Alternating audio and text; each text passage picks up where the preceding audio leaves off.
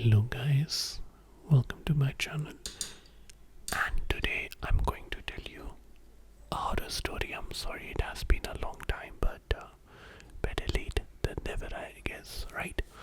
So this story is called The Rolling Head of the Singer. I hope you like it. So it tells a story of a girl who was used to working late at night. It was an office corporate work, something which made her regret rejecting some better marriage proposal she got from a bunch of rich and pompous show-off type guys her parents tried to hook her up with. But no, she just had to be an independent lady with a clear road to victory. Unfortunately, what no one told her was that the duration and direction to the destination keeps changing at the hands of those way above her pay grade. She was free from work at 9:30, 9:45, which in the modern urban world is not late night, but the startup that she was working at was also in the middle of absolutely nowhere. You would be lucky to find even a single bus passing from the road here after 7:30 when the sky begins to get darker. She had hired a monthly taxi service which did eat up a chunk of her salary, but she was not to be the girl who risks hitching a ride late at night from a remote highway from a bunch of random drivers. She checked up her phone and then nearly smashed her phone against the ground, but then she stopped herself because she realized she had to pay the installments on that phone. Why did she want to throw the phone? Because she just saw the message from a cab company apologizing for the inconvenience as they could not send a cab that night and asked her to make some other arrangement. She would have called their number, but as someone who was working in a startup, she knew that nowadays everything is automated to damnation. So she sent a strongly worded message in their chatbot, which infuriated her even further as the bot responded with some generic response. Guess she would have to wait for a human to get a chance to respond to her. But how long could that be? Heck, sending a request on the ride-hailing app also seemed pointless since there were no taxis in the nearby vicinity. She cannot spend all night on the street. She was tired and hungry and wanted to tear the hair off her scalp. Guess now she had no other choice but to go outside and either hitch a ride or walk her way back to home, which means by the time she reaches home, she would be called back to office to report early. And failing to do so would mean that they would take a cut from her monthly salary, which wasn't a lot to begin with. So much for the choices. The street lamps were few and far in between and were probably running on bulbs that were installed before she was born. Looked like some of them were yellow, some of them were orange, and many of them were dying with a reddish hue. From her office there was only one road that went sloping down and would end in front of the main road. The road was wide enough to be considered a highway, but buses and trucks would not pass as frequently as you would expect on one. On the opposite end there was a small restaurant, which of course was also closed that night, which makes sense since nobody wishes to stay here after dark. Bad for business. All of her colleagues had already left because they were not expected to clock in as many hours as this girl was. Some reward she got for working hard and being the most competent member of this team. At least she got to save her job, so she cannot complain much. I mean, she can, but she cannot afford to complain. Slowly and steadily she made her way forward, looking back.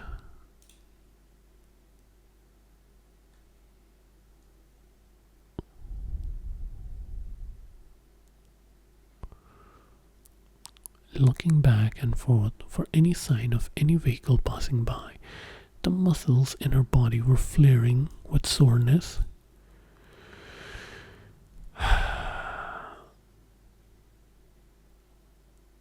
She was glad that at least she had managed to fill up her water flask at the office.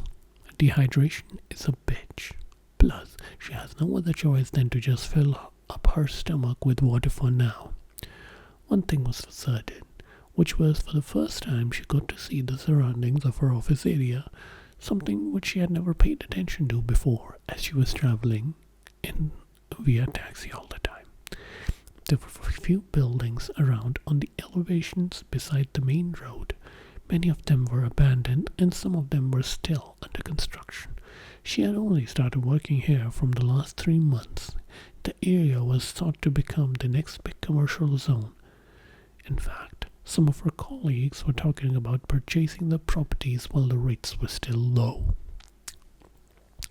Her eyes also went on a bunch of other houses that were spread around these buildings as well. Yet again, some seemed occupied as she could see the windows shining, while the others seemed unoccupied. Now that she remembered, these houses looked dilapidated, and in such ragged condition she was surprised they were standing still, let alone even be occupied by anyone. Oh, what the hell, she thought, and then made her way to one of those twinkling houses. Just like her office, the way to the house went through a tiny path, climbing its way on an elevated plane dressed in wet green grass. The further she went in, it resembled a piece of gully someone scooped out from a busy slum and decided to paste it near this road. The twinkling house was the one on the right. The houses in the front and beside it were locked and dark, and there hardly seemed to be any gap left between these structures. They were like passengers in a jam-packed rickshaw. There were no lights on the gate, but she managed to find that small device for the button called the doorbell and pressed it. It made the same ugly scratching sound you would expect an old scooter's horn would make. Regardless, she waited for someone to come out of that house, but no one did. Come on, it is not that late of a night, she thought, then shoved the finger into the bell again. Again, it made the ugly sound, and again no one would respond. So at last she resorted to slamming on the gates, which made more noise than the dying doorbell. That is when the light of the house doused as well. But there was no power outage. What nonsense, she thought. But as she was making her way back to the main road, she heard the voice of a boy. Yes, the boy held the flashlight to his face. He wore faded white shirt and dark pajamas and slippers. Only thing the girl could distinguish from the boy's face was his questioning eyes.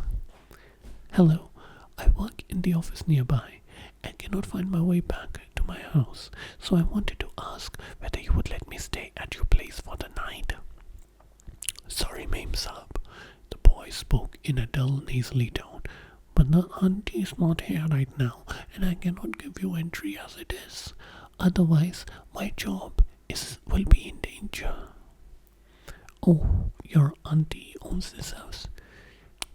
Not my actual auntie, he said. She is the owner of this house, but I call her auntie instead of Ma'am Sab. She is a very nice lady, ma'am.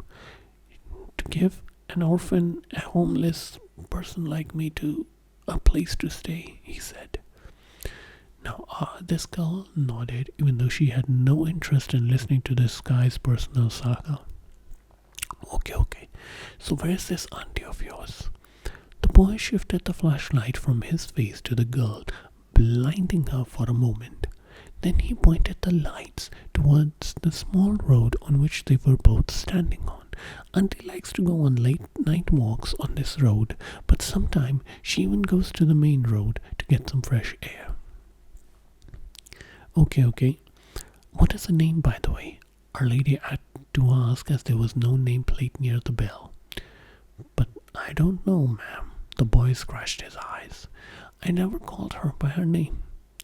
Without hearing anything more, the boy clicked the flashlight off and vanished back into the darkness of his house. What a hassle, this girl thought, but hopefully she would be able to convince this old woman to let her stay for the night. Maybe she could even get some food to eat as well. She thought to venture further into this lane because she had not seen any old woman roaming about in the main road. She turned on the flashlight app and kept the brightness to a minimum, since in the morning she had not charged the battery of her phone completely, nor did she bring her power bank with her in the bag. The lady noticed a street lamp very far away with the typical orange light, but there was no sight of the old woman. Still, if she made her way there, maybe she will find the woman farther ahead, or maybe she would be returning back from her walk, the girl thought. After making her way near the streetlight, the girl noticed the road sloping down onto another main road. That surprised her. She had never heard of there being another main road in this area. Nevertheless, perhaps that is where the old lady was roaming around. So she made her way to the main road, which looked identical to the previous one, except the lady could see a path up to a hill on the other side of this road. The street lights were similarly orange as well. Our lady heard someone singing. It was the voice of the old woman. She began running back closer to the old woman, waving hands towards her and yelling, "Excuse me, can you hear me? Hello, ma'am." But it was not only singing our girl was hearing. There was also the sound of a loud horn, like that of a truck.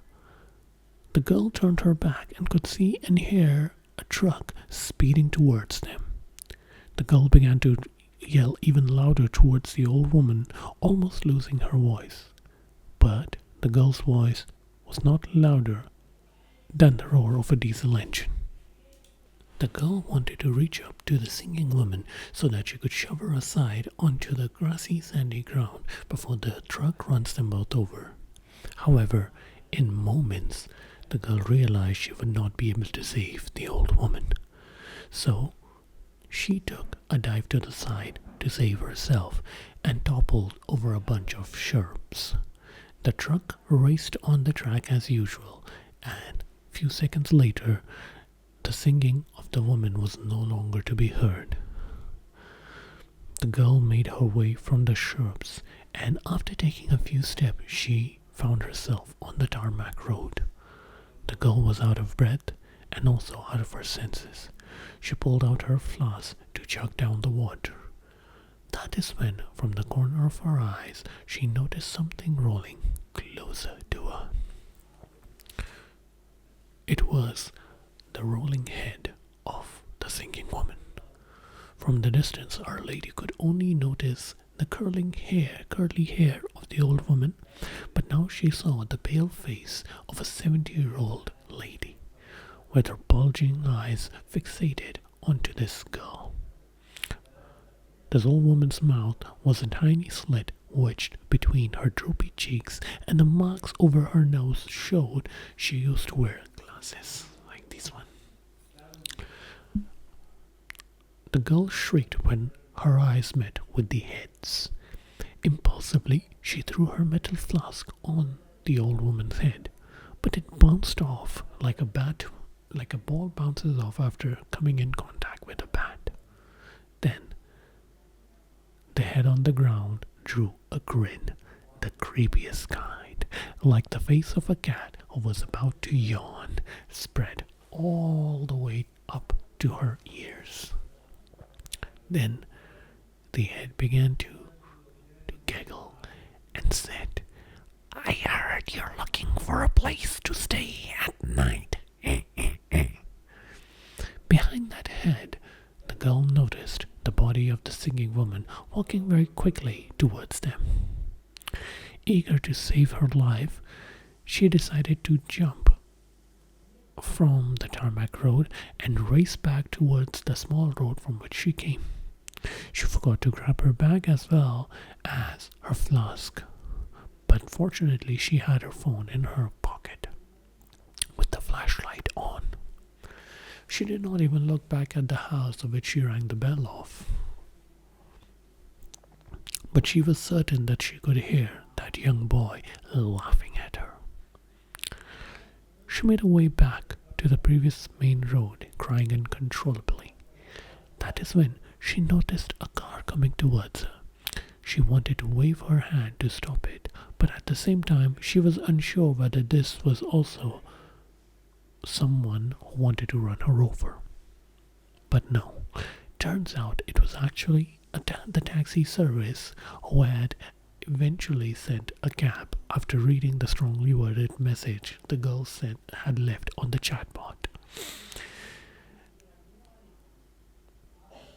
The girl, without a second hesitation, jumped into the taxi and told the driver to make her reach her place as quickly as possible, which he did. The girl was thankful that she was able to escape all of that. The next morning, then, she decided to go to the local police station and file a complaint, not about a racing truck or about a woman whose head and whose body were two separate things. But she decided to file a complaint about the purse that she had lost because it had her ID in it. Then the police asked where did she lose it, and when she explained the path, the second main road, the police could not believe her because they told her that no such road exists on that place. There's only a cliff. Girl said that's impossible. Last night I saw the second road. Police officer said there has never been a second road. Girl says yes there is. Then police officer asked her that how long have you been in the city? She said maybe from the past 4 months. The officer said, well, to let you know that 30 years ago there was a massive earthquake that had ravaged that place. There used to be a village on the same place where now there exists a cliff because the earthquake engulfed that entire village in itself. So, if you want, we can send someone to look down in the cliff for your bag and for your flask, but we cannot do anything more. And then the police officer also showed the pictures of the place. That this is the place you're talking about, right? She said yes, but she could not believe it. After which, she decided not to stay a day longer at the place. She left her job, she left the place, in fact, she even left the city and decided to never come back. This was the story. I hope you liked it.